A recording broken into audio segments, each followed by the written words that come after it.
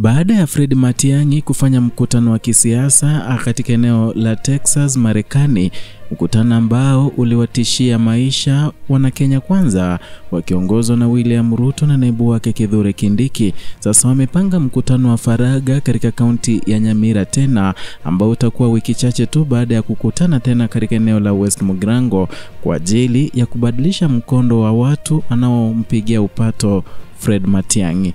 Ujambo na karibu kwa taarifa zetu za Kenyascope, na tafadhali kumbuka kusubscribe. Naibu Rais wa Kenya Kithure Kindiki anatarajiwa kuongoza tena hafla kubwa ya kuchangisha fedha tarehe 20 Juni mwaka 2025 katika eneo la Kijauri, kaunti ya Nyamira, eneo ambalo ni ngome ya kisiasa aliyekuwa waziri wa usalama wa ndani Daktari Fred Matiang'i. Hafla hiyo imeibua mjadala mpana kuhusu nia ya serikali ya Kenya Kwanza kuimarisha ushawishi wake katika eneo la Gusii kuelekea uchaguzi mkuu wa mwaka 2027. Tukio hilo la kiuchumi na kisiasa linaonekana kuwa sehemu ya mkakati mpana wa serikali kuhakikisha kuwa inaendelea kudhibiti ushawishi katika maeneo ambayo wapinzani wake wa kisiasa wamekuwa na nguvu ya kihistoria. Takriban wabunge 30 wamethibitisha kuhudhuria tukio hilo, wakiwemo viongozi mashuhuri kutoka nje ya ukanda wa Gusii, ishara ya juhudi za serikali kufanikisha uwakilishi mpana na kuonyesha nguvu ya kisiasa. Na vile ijulikane kuwa katika eneo hilo la Kijauri ndipo Matiang'i amejenga nyumba yake, kwamba ndio kwake Fred Matiang'i. Katika hafla hiyo viongozi wakuu wa serikali bungeni kama vile kiongozi wa wengi katika bunge la kitaifa Kimani Ichung'wah, kiongozi wa wengi wa seneti Aaron Cheruiyot na kiranja wa wengi Silvanus Osoro wameorodheshwa kuwa miongoni mwa wageni wa heshima.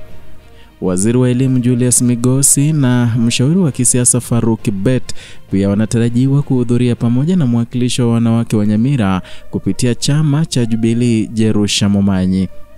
Hii itakuwa mara ya 6 kwa naibu rais kuandaa tukio la aina hii katika eneo la Gusii tangu alipoanza kuongoza mikutano ya kuwawezesha wananchi kiuchumi.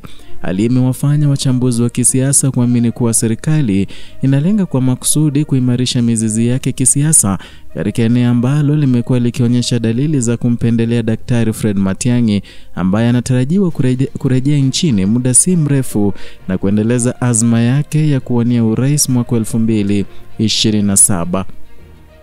Hata hivyo, licha ya serikali kuendelea kusisitiza kuwa hafla hizi za uchangishaji ni sehemu ya kuwawezesha makundi yenye uhitaji, wapinzani wake wameendelea kuhoji kuhusu uhalali wa mamilioni ya pesa yanayomiminwa katika mikutano hiyo.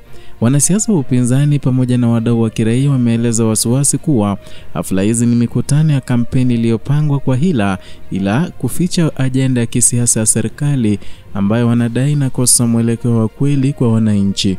Uwepo wa viongozi wengi wa kitaifa katika hafla hii inaonyesha kuwa serikali haiko tayari kupoteza ushawishi katika ukanda wa Gusii, hasa wakati huu ambapo wapinzani wake wakuu wanajiandaa kwa kampeni za mapema kuelekea uchaguzi wa mwaka 2027.